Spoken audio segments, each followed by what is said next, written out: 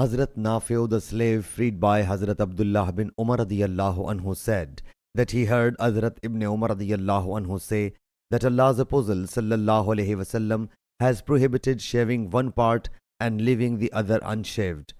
Ubaidullah narrates that he inquired of Umar bin Nafi, "What is qazaw?" He told us with a gesture, "Leaving hair from this place," and that while shaving a baby's head. So Ubaidullah pointed before us to his forehead and each side of the head. Ubaidullah was asked, "What is the ruling about a male and female child?" He said, "I do not know, for I was told the word baby." Ubaidullah said, "I asked for a second time." So he said, "There is no harm in shaving the hair off a boy's forehead and the nape. But qazaw means leaving a tuft of hair on the forehead and shaving all other parts of the head. Similarly, shaving the hair from here and there from half part of the head." Sahih Bukhari, Hadith number 5920.